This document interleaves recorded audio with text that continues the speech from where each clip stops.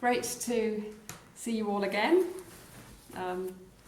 I was tempted to say that this evening's LiFT session is brought to you by a purple balloon, which I've just borrowed from young James, who has just been to a light party. James, you can have your balloon back now. Thanks very much. But no, I am here, so it's great to be back with you. And as always, let's say hello to all of our groups. So I don't think Dinsdale is with us just yet, so we'll move straight to saying good evening to Tokoroa. Great to see you all. Good evening to Waihi. Excellent. Waihi has still got the edge for the most enthusiastic wavers, I think. Good on you, Waihi. Good evening to New Plymouth. Excellent. Good waving, New Plymouth. And good evening to Taumarunui. Brilliant to see you all. Hi there. I don't think Morrinsville are with us either just yet, so we will press on. So tonight, everybody, we are looking at, in a moment, we'll be looking at ethics. It's quite amazing to think that we are reaching the end of our 22-week epic LiFT journey. That's amazing, isn't it? Nearly. We're on week 20, which is quite incredible. So we're going to be looking at ethics in just a moment, but as we usually do, as we start the evening, last week Stephen Black was with you, and we're going to spend a bit of time just thinking about the material that you looked at last week. But even before we do that, I have forgotten, as I usually do, to say hello to the groups doing LiFT offline. So as always, hello to the group at Hamilton Cathedral, to Susan and everybody, to Helene in New Plymouth, to Jan and Kathleen in Raglan, hello to you, to Tikawiti, to Jacqueline and Christine's group, to Pip in Hawera, hello Pip, and Susanna in Kafia, and Pamela in Te Aroha. Hello to all of you too doing LiFT.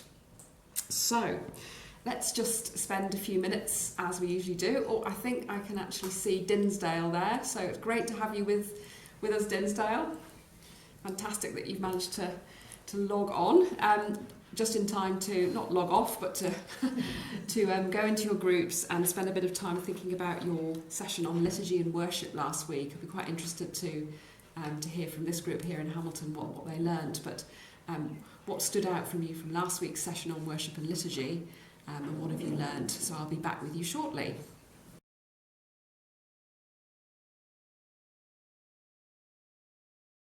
All right, everybody, let's crack on with ethics. Quite a big topic we've got again for us tonight, but quite an important one. And I guess one of the reasons why we're thinking about ethics at this point in LiFT, i.e. towards the end of our course, is because so much of what we've looked at in LiFT informs, I suppose, our worldview, our viewpoint, and might impact on how we make decisions about a particular situation, either a situation that we find ourselves in or one that we read about in the newspaper or see on TV. Not necessarily just in the news, but it could even be in some kind of TV drama or something like that that you were looking at, any aspect of life. So it makes sense to have done quite a lot of the other aspects of the course, and then tonight we're drawing a lot of those threads together and thinking to ourselves, how do we think about situations from a Christian ethical standpoint?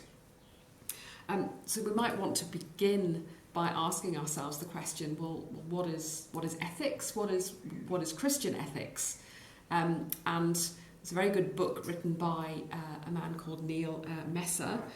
It's a study guide to Christian ethics, and he says this. He says it would be tempting at the beginning of an introduction to Christian ethics to try and come up with a brilliant, elegant and informative definition that expressed in a sentence or two what the subject is all about.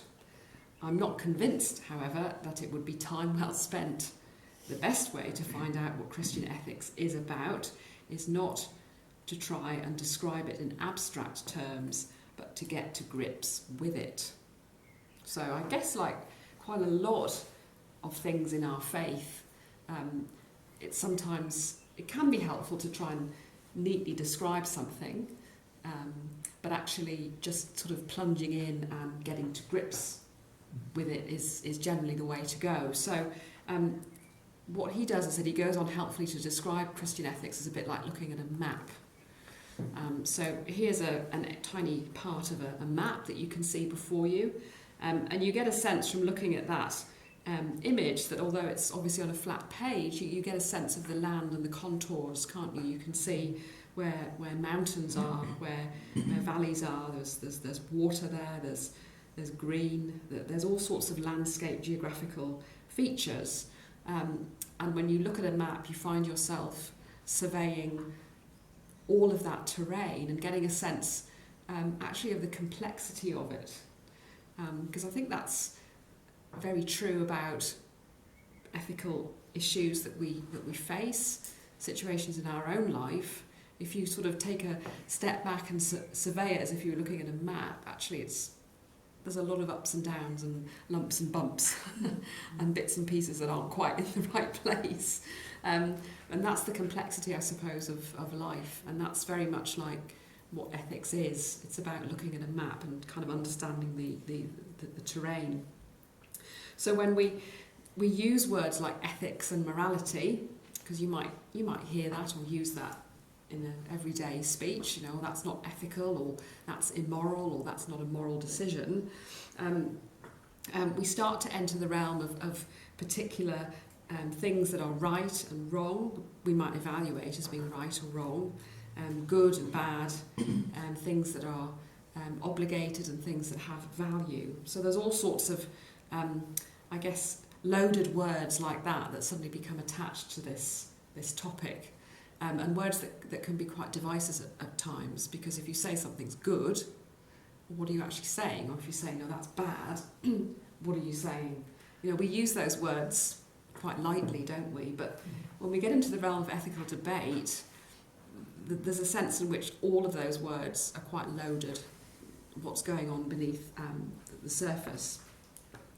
And often words like ethics and ethical are used to mean the same as morality and moral. And the point is that actually in the world of thinking critically about ethics, there's a distinction made between ethics and morality. So by morality, that means something about the rules and the principles that we obey, so our own convictions about what is right and wrong. And ethics is often used as the kind of critical study of looking at that, thinking about the rules and principles we obey and what's right and what's wrong. If we talk about Christian ethics, then of course that suggests that we're locating this conversation in the context of our faith.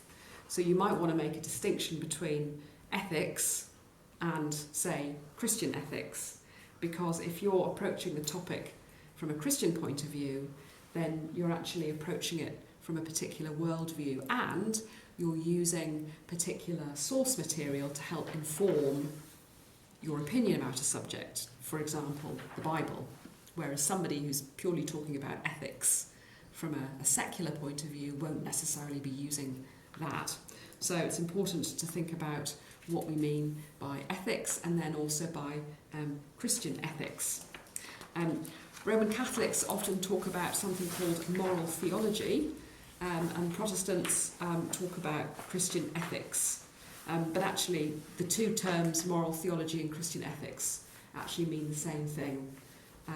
And on this 500th anniversary of Luther's pinning his 95 Theses to the door of the church in Wittenberg, it's quite good to have a united opinion between Protestant and Catholic thought, that moral theology and Christian ethics actually pretty much mean the same thing. So, ethics has something to do with making decisions then about what is the right thing to do.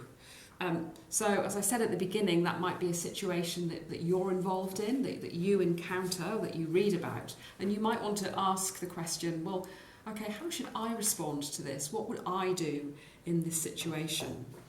If somebody's asking my opinion or advice, how should I respond? And then taken as a whole, sort of corporately, what are the sorts of things that we as a society ought to permit or prohibit?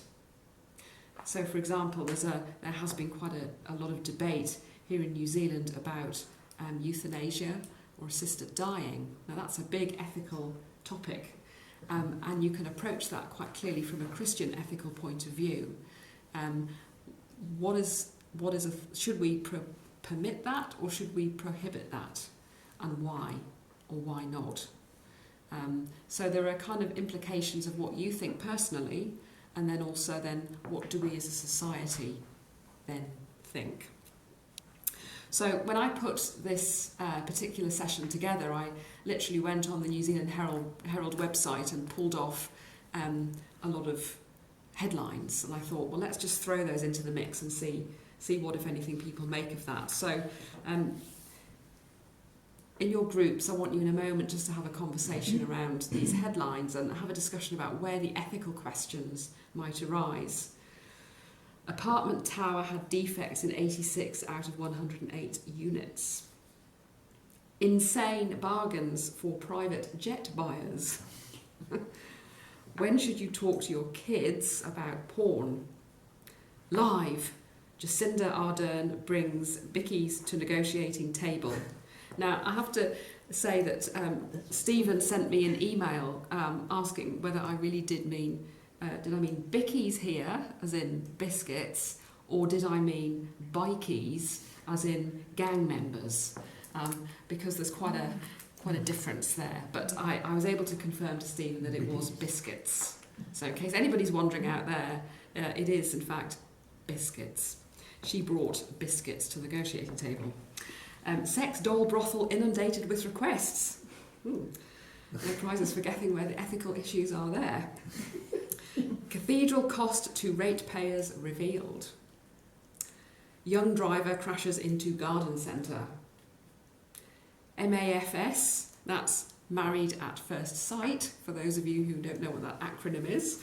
And I can confirm that the bishop and a course member here in Hamilton were having a furious discussion about Married at First Sight earlier. Anyway, Married at First Sight bride, I'm prepared to end the marriage now. So, just take a few minutes in your groups just to sort of think about these headlines and think about, well, where are the ethical questions in these headlines? Okay, have a discussion around that, and I'll be back with you soon.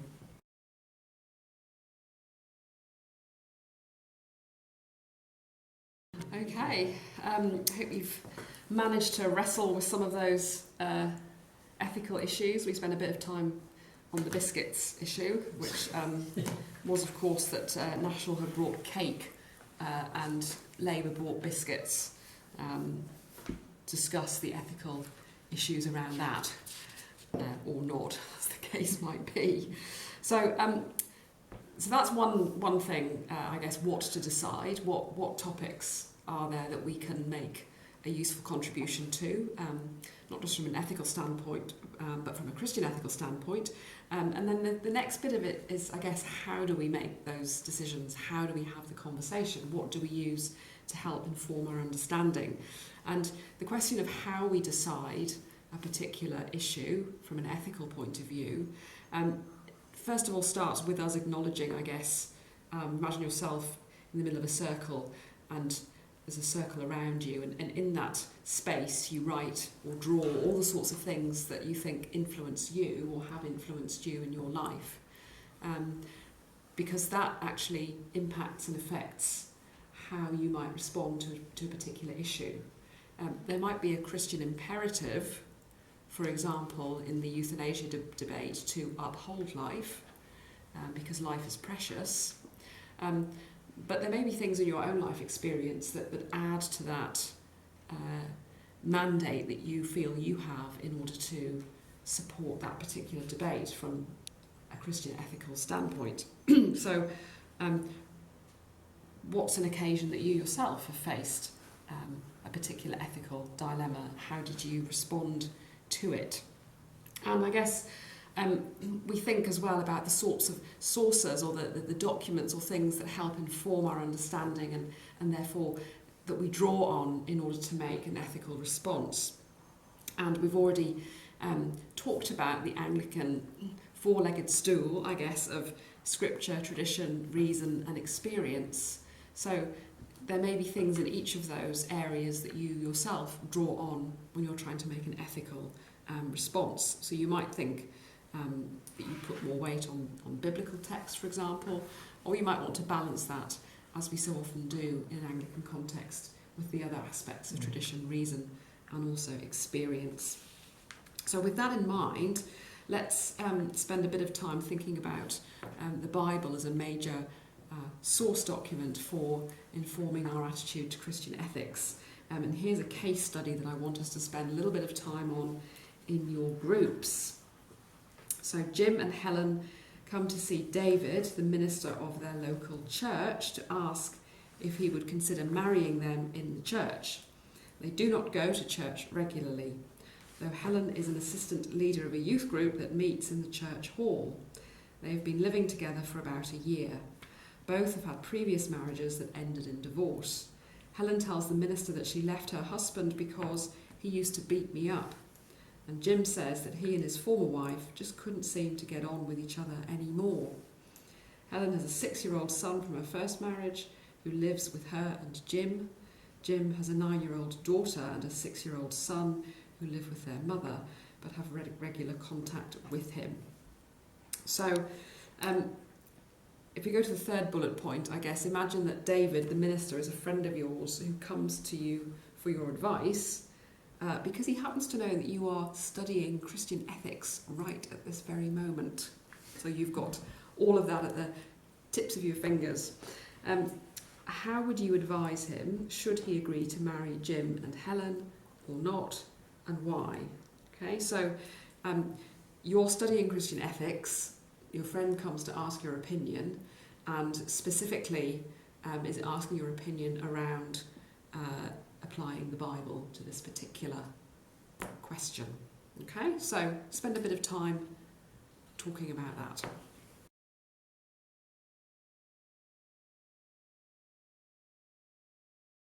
Okay, everybody, I think, I don't know what the discussion was like at your end, but interestingly here, I think what we ended up doing was almost preempting what's over the page, which is actually quite helpful in that although we were able to identify some particular biblical passages or precepts that might be used to inform such a discussion as this, actually we surveyed a much broader landscape, I suppose, and that's the point that's made over here, that it might be tempting to see the Bible as simply containing a set of rules that have to be followed or obeyed. And it's true that the Bible does have a lot of rules and things that need to be obeyed, but there's more to it than that. And I think we've probably identified that generally when we've looked at the Bible right in the first block of the LiFT sessions.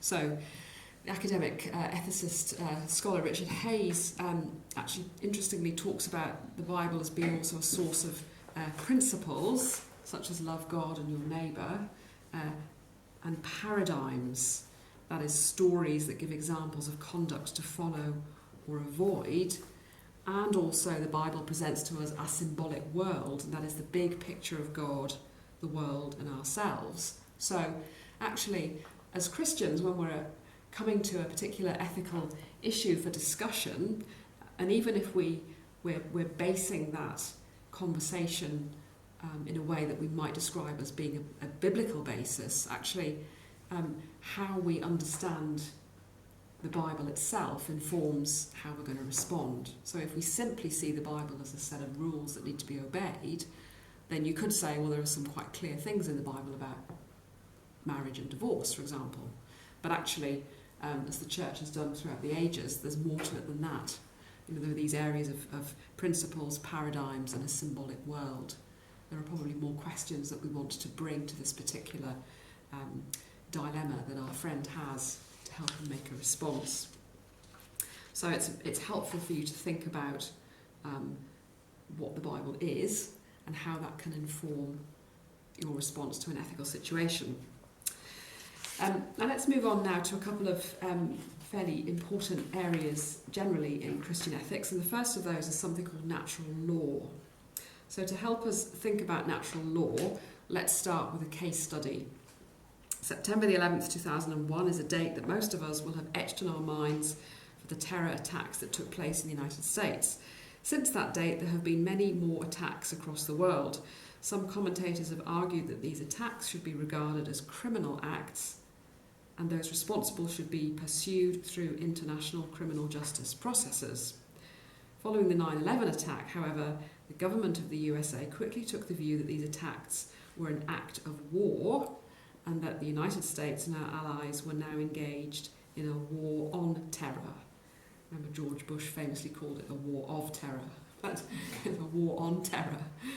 One of the first actions in this war was the US military action in Afghanistan, which resulted in the Taliban regime being deposed and democratic elections organised. Hundreds of prisoners were taken in Afghanistan and imprisoned by the US military in Guantanamo Bay in Cuba. They were classified by the US as enemy combatants, which meant they were treated neither as civilian criminal suspects nor as prisoners of war under the terms of the Geneva Convention. So that's a pretty big ethical issue for us to think about, but we should be able to dive into this particular pool with a Christian ethical standpoint. So have some discussion in your local groups using those bullet points as a guide, and I will be back with you shortly to talk a bit more about natural law.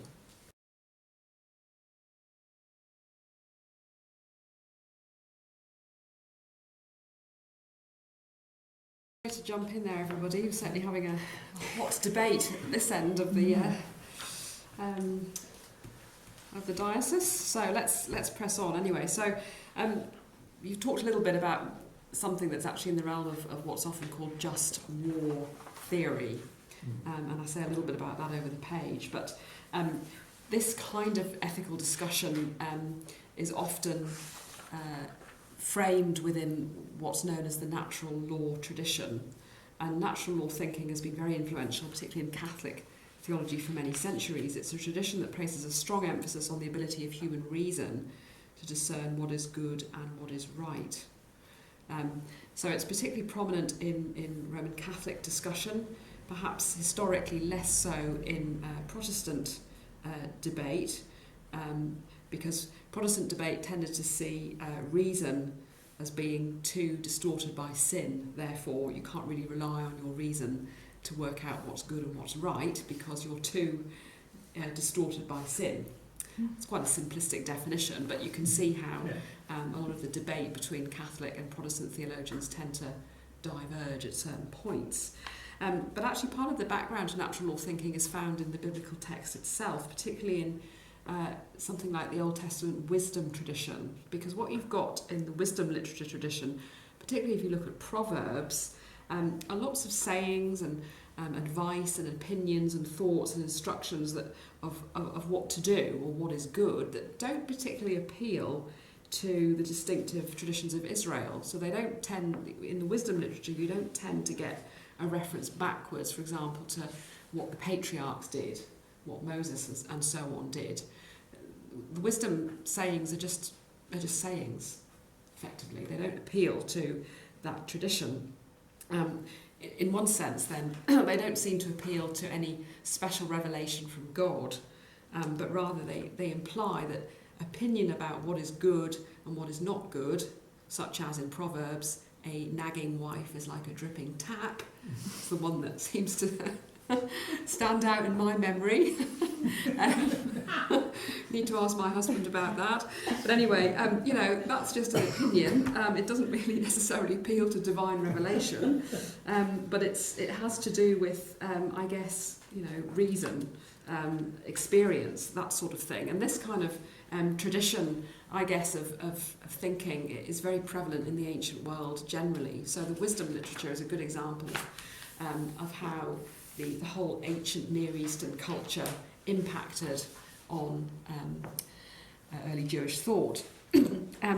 Perhaps the greatest medieval thinker in the West that kind of followed this tradition, so that's jumping quite a lot from biblical times on into the medieval period is, of course, Thomas Aquinas, and he, in his writing, identifies these 4 types of law that you see listed there in your bullet points.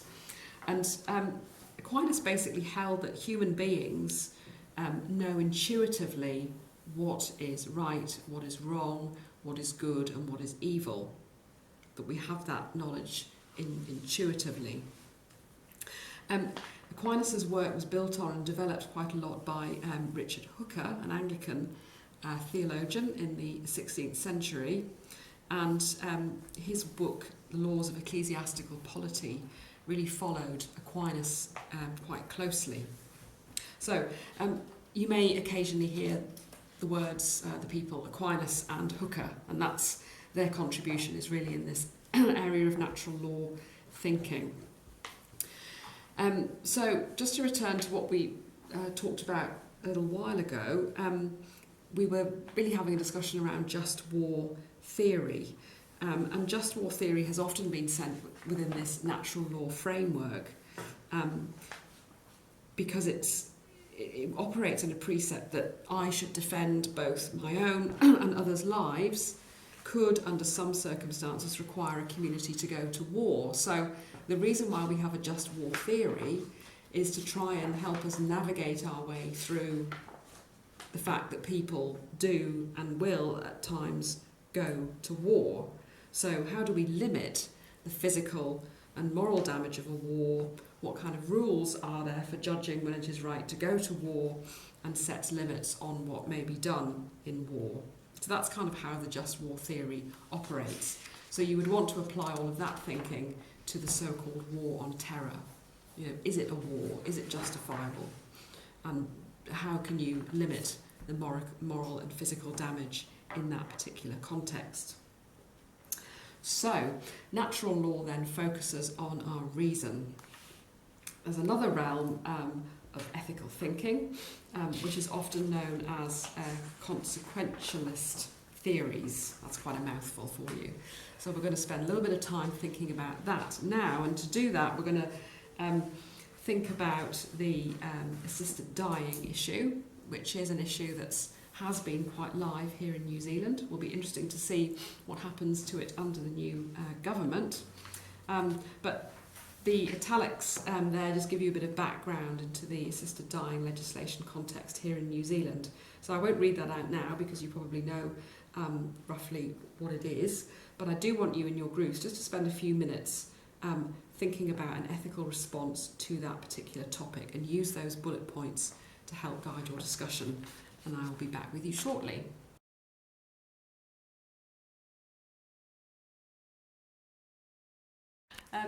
Friends, we've had so many interesting ethical discussions here. We've kind of reached the end of our time. So what I'm going to, in fact, as has just been pointed out here, we could have spent the whole hour and a half probably on just one of these particular areas. But what I've tried to do is, I guess, expose to you some different ethical situations and encourage you to think about those from the point of view of how we respond from a biblical perspective, from the tradition of natural law, so using our reason and what that means, and then this particular ethical discussion about assisted dying, which is often framed in the realm of what's called consequentialist ethics, and that is an ethical action should be judged according to its consequences. So is it going to have a good outcome or a not so good outcome? That's the kind of consequentialist area of debate. So think about these things in the coming week.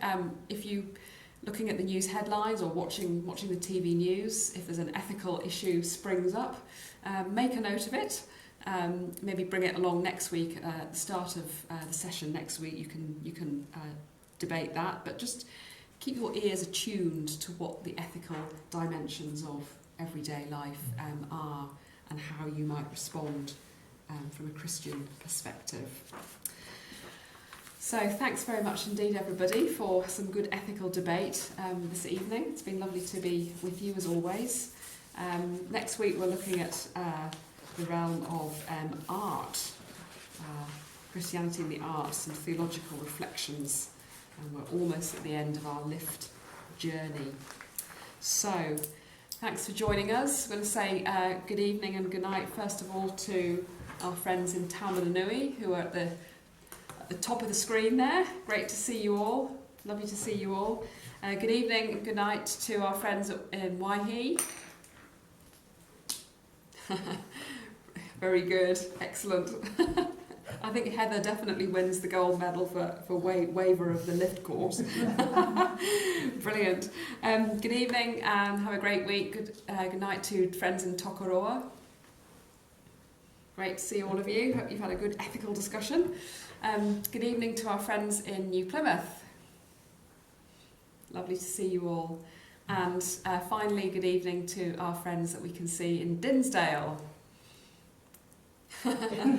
Thanks, Viv. Great to see you all. Thanks for joining in, everybody, and see you next week. Enjoy saying night prayer with one another. Have a great week, and see you very soon. And we say good night to people doing LiFT and other times of the week. Have a great week, and see you next time.